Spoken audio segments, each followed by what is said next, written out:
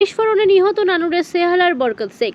শুক্রবার সন্ধ্যায় পূর্ব বর্ধমান জেলার কাটোয়া মহকুমার রাজুয়া গ্রামে হঠাৎই বোমা বিস্ফোরণে কেটে ওঠে গোটা গ্রাম।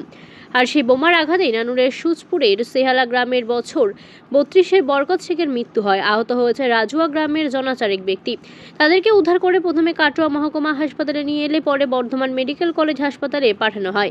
বর্তমানে সেখানে চিকিৎসাধীন রয়েছেন তারা।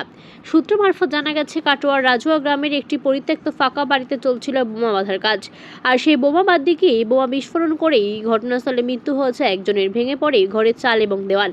আর সেই ঘটনার খবর প্রকাশ্যে আসতেই জানা গেছে, মৃত ব্যক্তি নানুরের সেহালা গ্রামের বাসিন্দা। তিনি কাজল শেখের অনুগামী হিসেবে পরিচিত এলাকায়।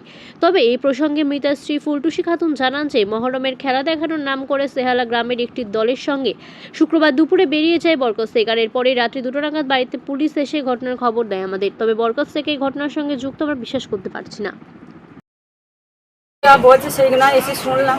আর ওই বিকেল 5টার সময় সব আমাদের মহরমের ইমা গেছে পুজো করা, সেইগুলো আমরা এবার ফোন যাওয়া হচ্ছে, ওইখান থেকে সব শুনছি।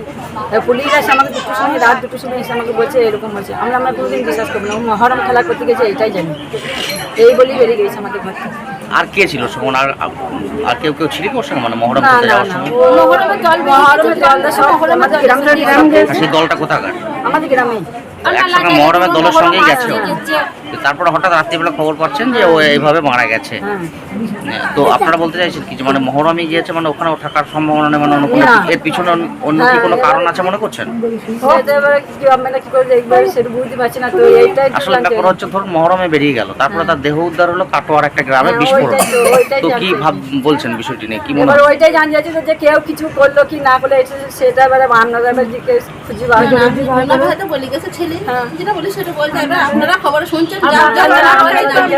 আর বাচ্চারা রয়েছে আমাদের।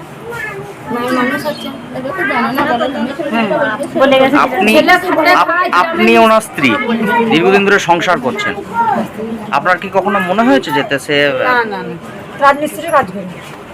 ওইসব আমাদের ওই রোজ আনে মিস্ত্রি কাজ করে, রোজ আনে রোজ খায়। আমরা ওইসব ঝামেলার মধ্যে আমাদের থাকে না, ওইসব ঝুট ঝামেলা সব নাই আমাদের।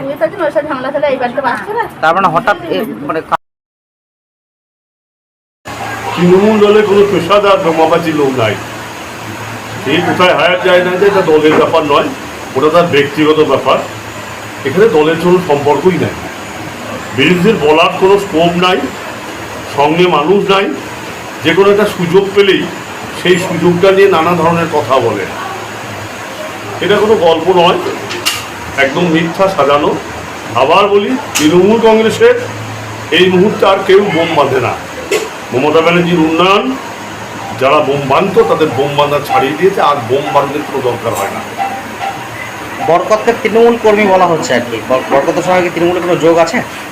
আমার জানা নাই, বরকত বলে কেউ কাউকে আমি চিনিও না, তৃণমূল কর্মী জানি।